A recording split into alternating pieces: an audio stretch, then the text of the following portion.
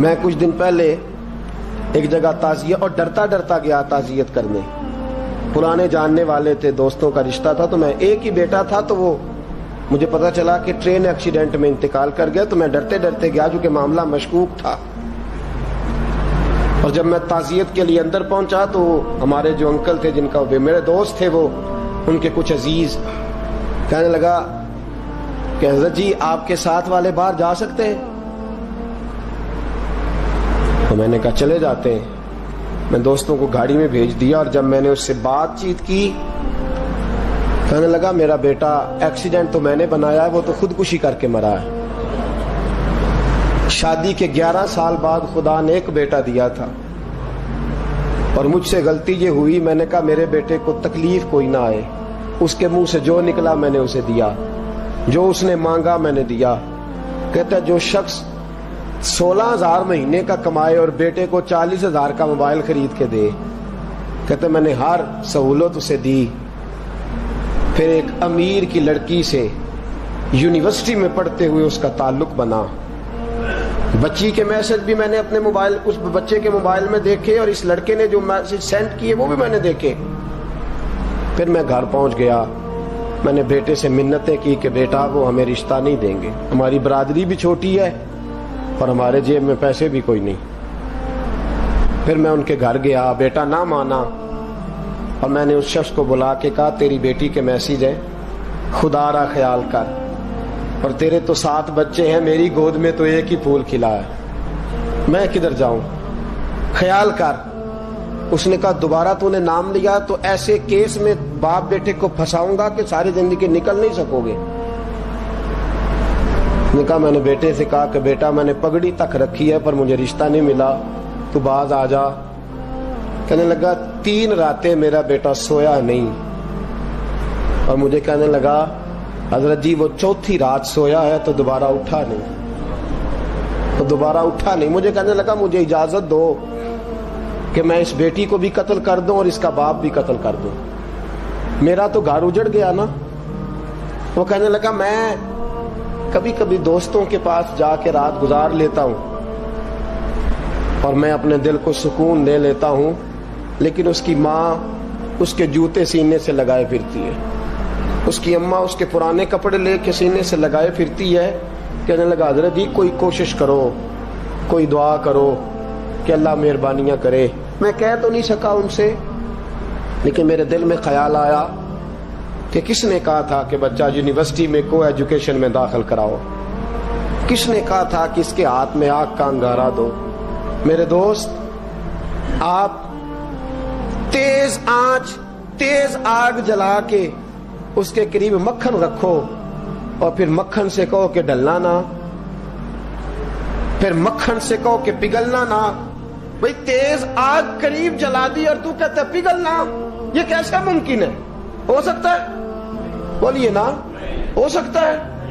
لڑکا اور لڑکی کٹھے کالج میں پڑھیں، ایک کمرے میں رہیں، ایک چھت کے نیچے رہیں، ایک دوسرے کو دیکھیں، نام جانے، فون نمبر پاس ہو، اور پھر کہنا کہ تم عشق کا چکر نہ لڑانا، کیسے ممکن ہے؟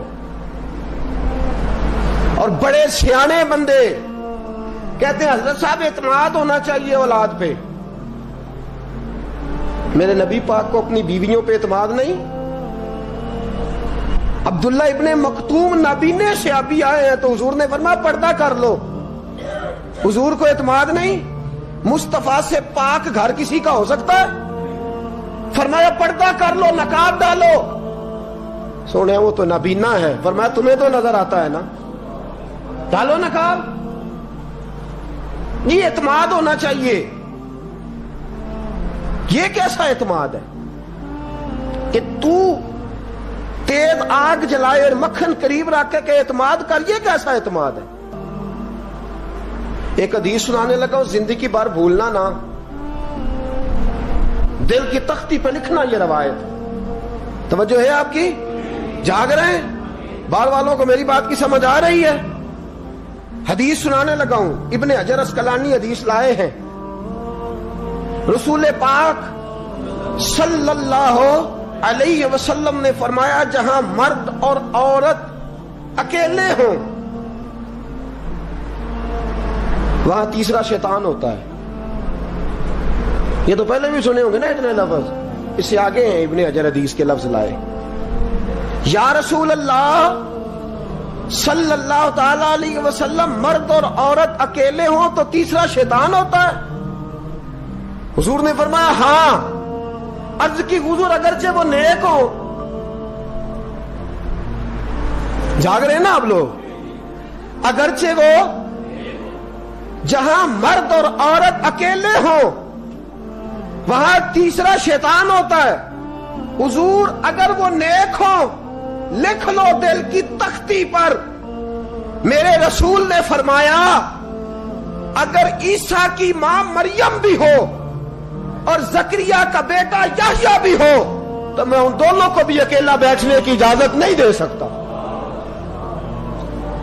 فرمایا عیسیٰ کی ماں مریم جو رہی مسجد میں، پلی مسجد میں، جس کی پاکیزگی کا اعلان قرآن کر رہا ہے، عیسیٰ کی ماں مریم. اور فرمایا یحییٰ صرف نبی نہیں، نبی کے بیٹے بھی ہیں. زکریا بن یحییٰ. فرمایا اگر یہ دونوں بھی ہو، ایک نبی ہو اور ایک ولی ہو، مریم اور یحییٰ بھی ہو، مریم اور زکریا بھی ہو، فرمایا میں ان کو بھی اکیلے بیٹھنے کی اجازت ہے. تو کس نیکی اور پرہیزگاری کی بات کرتا ہے؟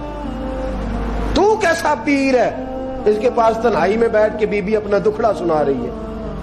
تو کیسا مفتی ہے؟ اٹھا کے لے جا طریقتیں شریعتیں اور جا کے سنبھال لے اپنے جبہ اور دستار میں. وہ کوئی جبہ اور دستار نہیں، وہ گند ہے. اس لیے کہ جو نبی مریم سلام اللہ علیہا کو نبی کے پاس بیٹھنے کی اجازت نہیں دے رہے، وہ پیر کس بات کی مولی ہے جو بیبیوں کو بغیر پردے کے سامنے بٹھاتا ہے؟ اور تنہا بی بی کہتی ہے میرا دکھ سن لے. کس نے اجازت دی ہے؟ اور پھر کہنا تماشا لگ گیا، سٹنڈ لگ گیا ہے. یہ شریعت بیان کر رہا ہوں، رسول اللہ کا فرمان بیان کر رہا ہوں، اور اس سے آگے ہمیں کسی دلیل کی ضرورت بالکل نہیں ہے. اور پتہ نہیں باپ کو کہ میرا بیٹا کیا کر رہا ہے. اندھی ہے وہ ماں جس کی بیٹی سارا دن نیٹ پہ بیٹھی رہتی ہے، اس کو خبر نہیں کیا ہو رہا. اور جب آگ گلے تک آتی ہے نا، داڑیاں جب جلنے لگتی ہیں تو ہمیں خیال آتا ہے یہ کیا بن گیا ہے. اور جب ماں کا دوپٹہ کھینچنے لگتا ہے نا سگا بیٹا کہ چل میرا رشتہ مانگ، پھر اس کو پتا چلتا ہے کہ یہ تو معاملہ ہی بڑا خراب کر لیا میں نے. میرے دوست، جوانی زیادہ پیسے کمانے کا نام نہیں. اگر تو قیمتی کپڑے پہنتا ہے تو تو جوان نہیں. تو 50 کلو وزن بائیں ہاتھ سے اٹھا لیتا تو تو جوان نہیں. اگر تو ڈگریوں کا ڈھیر لگایا ہے اور تیرا دراز اور الماری بھر گئے ہیں تو تو جوان نہیں. اور اگر تو نے اپنے خاندان اور معاشرے میں اونچا افسر بن کے نام کما لیا تو جوان نہیں. جوان اس کو کہتے ہیں جس کی جوانی پاکیزہ ہوتی ہے. جوان اس کو کہتے ہیں جس کی نظر جھکی ہوئی ہوتی ہے. جوان اس کو کہتے ہیں جو حیا کا پتلا ہو. جوان اس کو کہتے ہیں جو شرم کا پیکر ہو. جوان اس کو کہتے ہیں جس کی نظر سے معاشرے کی بہو بیٹیاں بچی ہو.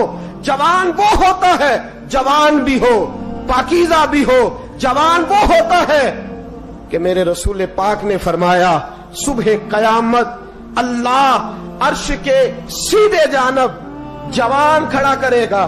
30 سال کا جوان، چڑھتی جوانی، خوبصورت آنکھیں، روشن چہرہ، اس کا وجود طاقت والا. نبی آگے بڑھ کے پوچھیں گے یا اللہ یہ کون ہے جو تیرے دائیں جانب کھڑا ہے؟ اللہ فرمائے گا یہ وہ جوان ہے کہ خوبصورت عورت نے اسے کہا تھا میرے ساتھ منہ کالا کر لے، پر اس نے نظر جھکا کے کہا تھا انی اخاف اللہ. نہ بھائی میں تو اپنے اللہ سے ڈرتا ہوں. فرمایا یہ پاک جوانی والا ہے، یہ حاجی نہیں، نمازی نہیں، یہ ولی نہیں، یہ صوفی نہیں، یہ وہ نہیں جو غوث زماں ہو، قطب دوراں ہو، پیر طریقت نہیں، مفتی وقت نہیں. یہ خالی جوان ہے پر پاک جوانی لے کے آیا ہے. یہ خالی جوان ہے پر پاکیزہ جوانی لے کے آیا. یہ خالی جوان ہے پر اس کی نظروں میں حیا بڑی ہے. یہ پاک، یہ کیا تماشا لگ گیا عشق کا چکر. اور آج جتنی مصیبتیں کھڑی ہوئی ہیں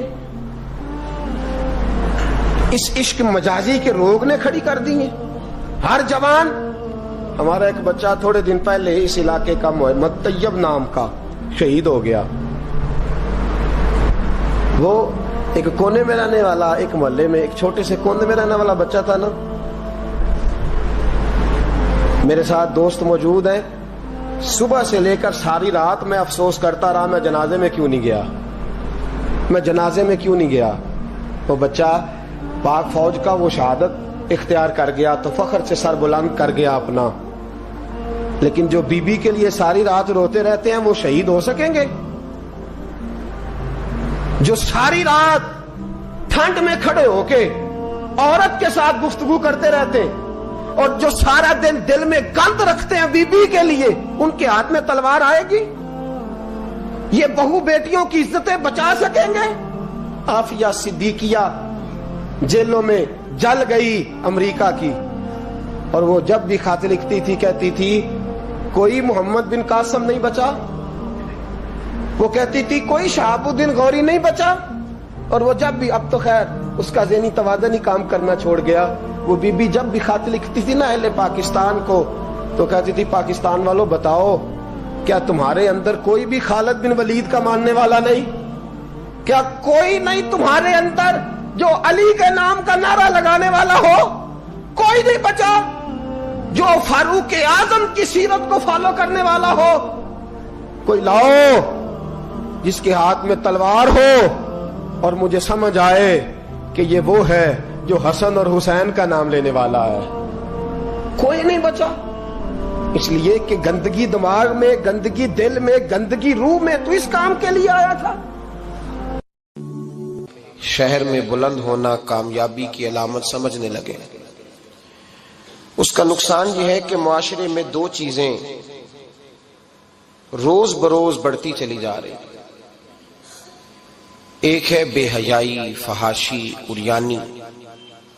روز ایک نیا دروازہ کھلتا ہے اس کا، روز نیا دروازہ کھلتا ہے. اب تو ایک نیا لیبل لگ گیا ہے کہ سارا سال گانا باجا کرو، معاذ اللہ جو تمہارے من کی مرضی ہو وہ کرو، اور جب رمضان آئے تو کچھ چند پرچوں پہ حدیثیں لکھ کے ٹی وی پہ بیٹھ جاؤ اور لوگوں کو بتاؤ کہ اسلام شاید وہ والا مذہب ہے جو کہتا ہے سارا سال مرضی کرے، رمضان آئے تو حدیث پڑھنی شروع کر دے، اور یکم رمضان سے 29 تک دوپٹہ سر پہ رکھو اور جب عید والا دن آئے تو اتار دو. ہمارا یہ دعویٰ نہیں ہے کہ دین کا کوئی ٹھیکیدار ہے. ہم کہتے ضرور دین سکھائے، ہر آدمی کو اپنا حصہ ملانا چاہیے. تنے تنہا کوئی آدمی، کوئی جماعت دین کا کام نہیں کر سکتی، لیکن دینداری صرف رمضان میں نہیں ہوتی، دینداری سارا سال ہوتی ہے. اب لوگوں نے دین کو جزوی طور پہ لینا شروع کر لیا ہے، کلی طور پہ لوگ دین کو نہیں اپناتے. شادی کے پروگرام منگنی سے لے کر بارات کے بیٹھنے تک سارے کام غیر شرعی ہوتے ہیں. مرد عورت کا اختلاط ہوتا ہے. سب سے بری رسم وہ ہے کہ جب جوان لڑکیاں ہاتھوں میں پھول لے کے دولہے اور اس کے دوستوں پر پھول پھینکتی ہیں. باقی ہر آدمی ڈرائنگ روم میں بیٹھتا ہے، ویڈیو والوں کو اجازت ہوتی ہے کہ وہ گھر کے ہر کونے تک پہنچ سکتا ہے. سارے کام غیر شرعی ہوتے ہیں اور جزوی طور پر دین پہ عمل ہوتا ہے. نکاح کا وقت آتا ہے تو کہتا ہے چپ کر جاؤ تھوڑی دیر کے لیے، بینڈ باجا بند کرو، ہم مسلمان ہو گئے. مولوی صاحب نکاح کے لیے تشریف لاتے ہیں، بیچارے چھپے بیٹھے ہوتے ہیں کسی کونے میں، چند کلمے پڑھا کے جب دعا کر کے چہرے پہ ہاتھ پورا نہیں پھیرتے تو پھر وہی تماشا شروع ہو جاتا ہے. جزوی طور پر لوگ دین پہ عمل کرتے ہیں. میرا رب فرماتا ہے یا ایھا الذین آمنوا اتقوا اللہ حق تقاتہ، اے ایمان والو رب سے ڈرو، اتنا ڈرو کہ جتنا ڈرنے کا حق ہے. وَلَا تَمُوتُنَّ إِلَّا وَأَنْتُمْ مُسْلِمُونَ، اور فرمایا یہ نہ ہو کہ تم مسجد میں مسلمان ہو اور بازار میں نہ ہو. اور ایسا نہیں ہونا چاہیے کہ جب تو تم زندہ ہو تو مسلمان ہو اور صبح مسلمان ہو تو معاذ اللہ شام کو کافر ہو. ایسا نہ ہو. فرمایا تم نے کلمہ پڑھا ہے تو میرے محبوب کے غلاموں اب مرتے دم تک مسلمان ہی رہنا، اب مرتے دم تک مسلمان رہنا، دیکھنا دامن دین تمہارے ہاتھ سے چھوٹ نہ جائے۔ دو باتیں عام ہو گئی امت مسلمہ، عام، ایک فحاشی عریانی عام ہے اور روز بروز اس کا نیا رنگ ہے۔ اب تو میں نے کہا مذہب کا ساتھ لوگوں نے تھوڑا سا ذائقہ لگا لیا ہے، کہتے نہیں رمضان میں نمازیں پڑھ لیں گے، خیر ہے، بچ جائیں گے، چھٹی ہو جائے گی۔ وہ میں ہی کیوں نہ ہوں، میں ہی کیوں نہ ہوں، عورت کے سامنے کھلے منہ بیٹھنے کی کسی کو بھی اجازت نہیں، کسی کو بھی اجازت نہیں۔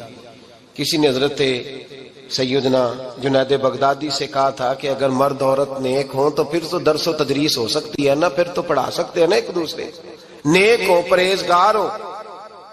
تو دین چونکہ میرے رسول پاک کا ہے صلی اللہ علیہ، یہ کسی ایک شخص کے اٹھ کے نئی بات کرنے سے اور اس کو نیا جدید کو ٹانکا لگانے سے بدل تھوڑی جائے گا۔ حضرت جنید بغدادی سے کہہ دیا کہ حضرت جی اگر دو بندے نیک ہوں تو پھر بات چیت ہو سکتی ہے۔ تو حضرت جنید بغدادی فرمانے لگے پڑھانے والے حسن بصری ہوں اور پڑھانے والی رابعہ بصری ہو تو پھر بھی ان کو اجازت نہیں ہے، پھر بھی اجازت نہیں کہ بے پردہ ایک دوسرے کے سامنے بیٹھیں، پھر بھی ان کو اجازت، بے پردگی کی پھر بھی اجازت نہیں۔ اور میرے اعلیٰ حضرت امام اہل سنت فاضل و محدث بریلوی، دین کا اتنا بڑا سپاہی آپ کو ڈھونڈنے سے نہیں ملے گا جتنا اللہ نے بریلی میں بڑا پیدا فرمایا ہے۔ اور ہر محاذ پر کسی نے کہا حضرت جی بے پردہ بی بی مزار پہ جا سکتی ہے، اجازت ہے؟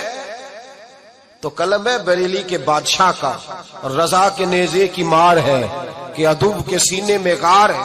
کیا فرماتے ہیں اعلیٰ حضرت؟ آپ فرماتے ہیں کیا پوچھا تم نے، بے پردہ عورت مزار پہ پیر کے پاس جا سکتی ہے؟ میں یہ نہ پوچھو، احمد رضا سے یہ پوچھو کہ جائے گی تو لانتے کتنی برسیں گی، یہ والا سوال پوچھو۔ عام ہے بے پردگی، عام، کھلے عام۔ اور میرے بھائی لوگ کہتے ہیں جدید ہونا چاہیے، یاد رکھو اسلام فقط گناہ سے منع نہیں کرتا، اسلام وہ دروازہ ہی بند کرتا ہے جس رستے سے گناہ ہو سکتا ہے، وہ دروازہ ہی بند ہے۔ کہا مرد اور عورت کو ایک دوسرے کا چہرہ دیکھنے کی اجازت ہی نہیں۔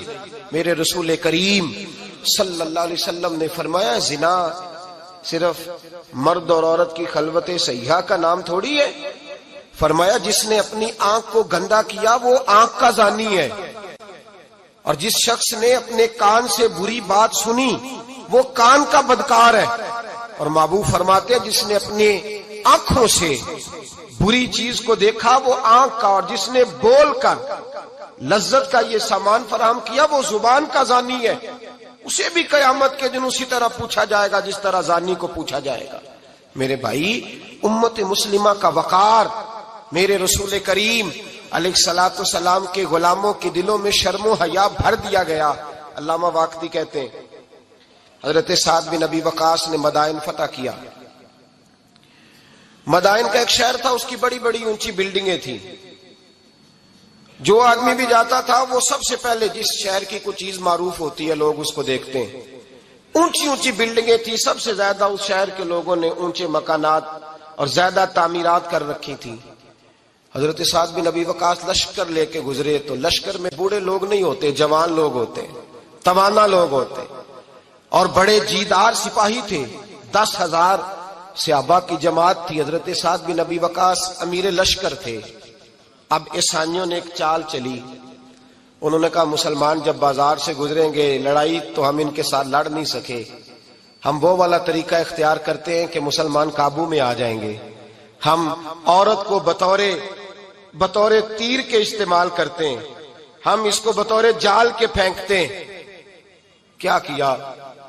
عورتوں کے ہاتھوں میں پھول دیے، پلیٹیں پکڑائیں، بلڈنگوں کی چھتوں پہ کھڑا کر دیا، فرمایا تم ان پر پھول پھینکنا، اگر 2-4 سپاہی بھی ہم اپنے قابو میں کرنے میں کامیاب ہو گئے تو دراڑ تو پڑ گئی نا، تم ان پر پھول پھینکنا۔ یہ دیکھیں رسم چلی کہاں سے، ہم نے اپنا لی ہے، چلی کہاں سے اور ہم نے اس کو اخذ کر لیا، رواج بن گیا۔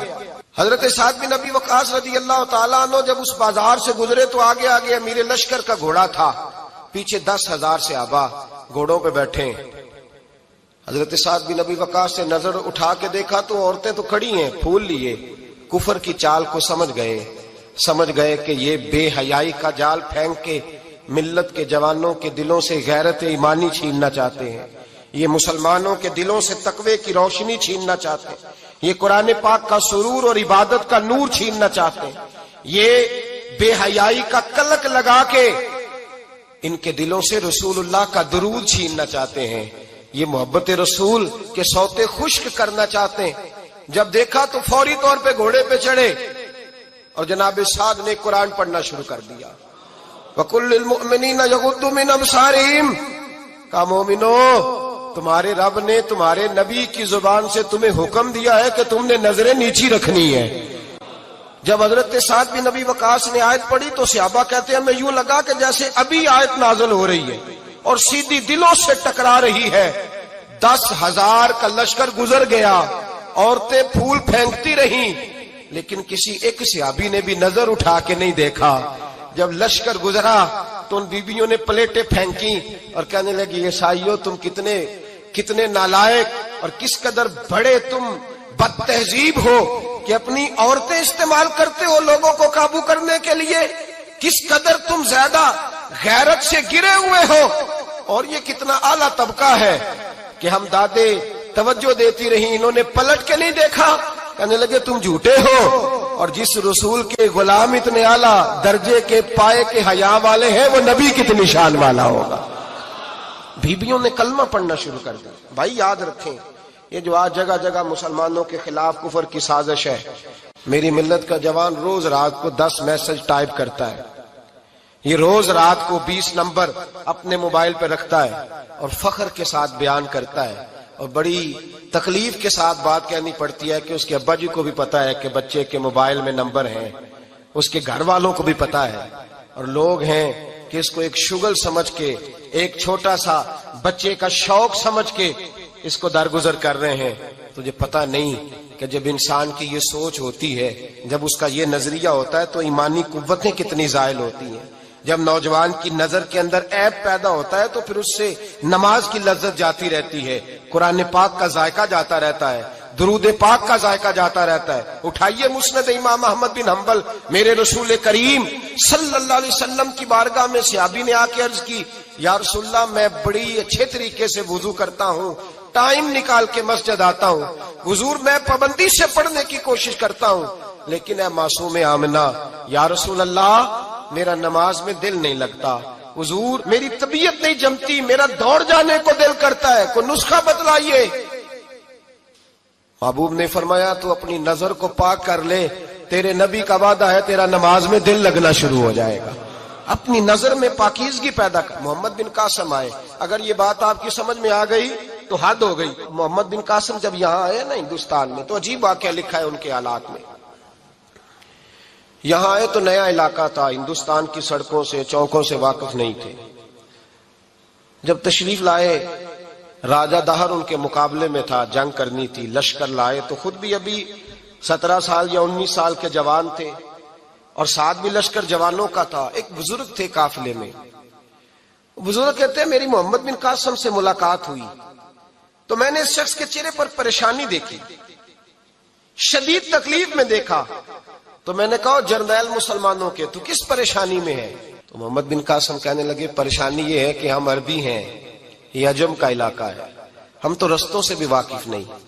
راجہ دہر سنا ہے بڑی فوج ہے، بڑی طاقت ہے، بہت پرانا یہاں کا رہنے والا ہے، چھوٹے چھوٹے مورچوں کا پتہ ہے، رستوں کا پتہ ہے، کیسے جنگ ہوگی؟ میں پریشان ہوں کہ مقابلہ کیسے ہوگا؟ وہ بزرگ کہتے ہیں میں نے بھی دعا کی، تسلی دی، میں نے کہا اللہ تیری مدد کرے گا۔ میں گزر گیا، 3-4 دن کے بعد ملاقات ہوئی تو میں نے محمد بن قاسم کے چہرے پر بڑی روشنی دیکھی، ہنستے اور مسکراتے دیکھا، توانائی دیکھی، وقار دیکھا، اطمینان اور سکون دیکھا۔ میں نے کہا خیریت تو ہے، پرسوں ترسوں تو بڑے پریشان تھے، آج کیا ہوا؟ اگر یہ بات سمجھ میں آ گئی میری ملت کے جوان کے، اگر یہ بات سمجھ میں آ گئی تو شاید اسے ڈھب اور سلیقہ آ جائے جینے کا، شاید یہ سمجھ جائے کہ میری توانائی کا راز کہاں ہے۔ کہنے لگے بھائی پرسوں ترسوں بڑے پریشان تھے، آج کیا ہوا؟ جواب دیا کہ تاریخ بنا دی. اس 17 سال کے جوان نے تاریخ بنا دی. کہنے لگا میں بے فکر ہو گیا ہوں, راجہ دہر میرا مقابلہ نہیں کر سکتا, وہ 2 دن نہیں کھڑا ہو سکتا میرے سامنے. کا وجہ کیا ہے؟ محمد بن قاسم کہنے لگے میں نے تحقیق کی ہے, مجھے پتا چلا ہے کہ راجہ دہر ذہن کا گندا ہے, نظر کا ناپاک ہے, وہ سینے بند کا برا ہے. مجھے پتا چلا ہے وہ تو چچا زاد بہن کو نہیں چھوڑتا, وہ تو خالہ زاد پہ بری نظر رکھتا ہے. مجھے پتا چلا ہے کہ اس کے تو اپنے علاقے کی عورتیں اس کی نظر سے محفوظ نہیں ہیں. کہنے لگا جو گندی نظر کا جوان ہوتا ہے وہ کسی میدان میں نہیں ٹھہر سکتا. کہنے لگا میری 17 اور 19 سال کی جوانی ہے, مجھے قسم ہے گنبد خضرا کی, میں نے جب بھی دیکھا ہے یا مصطفیٰ کا درود دیکھا ہے یا رسول اللہ پہ نازل ہونے والا قرآن دیکھا ہے. میرا مقابلہ کیسے کرے گا, میرے مقابلے میں کیسے آئے گا؟ جو نظر کا گندا ہو, کردار کا ناپاک ہو, وہ کسی کے مقابلے میں آ سکتا؟ اور ملت کے جوان یاد رکھ, جب تک نظریں ناپاک ہوتی ہیں اس وقت تک وجود کمزور ہوتے ہیں. جب تک نظریں ناپاک ہوتی ہیں ارادوں میں دراڑیں ہوتی ہیں. جب نظریں ناپاک ہوتی ہیں پھر عقیدے متزلزل ہوتے ہیں. جب نظریں ناپاک ہوتی ہیں پھر انسان کوئی بھی مہم سر نہیں کر سکتا. اور جب نظر پاک ہوتی ہے, حضرت عبداللہ بن حذافہ جہاد کر رہے تھے, روم کے عیسائیوں نے گرفتار کر لیا. 1000 آدمی نے مل کے پکڑا, گرفتار نہیں ہوتے تھے صحابی, 1000 آدمی نے گھیرا ڈالا, گرفتار کر کے لے گئے. اور جب بادشاہ کے سامنے گئے تو وزیر کہنے لگا بادشاہ بندہ بڑے کام کا ہے, اگر ہمارے قابو آ گیا تو فائدہ دے گا. صحابی ہیں حضرت عبداللہ بن حذافہ, حضرت فاروق اعظم کا زمانہ ہے, اگر قابو آ گیا تو فائدہ دے گا. بادشاہ کہنے لگا کیوں, کیا خوبی ہے؟ کہنے لگے ہم 1000 آدمی تھے, یہ اکیلا قابو نہیں آ رہا تھا, 1000 آدمی تھے, اگر ہماری فوج میں شامل ہو گیا تو بہت بڑا جرنیل ملے گا. بادشاہ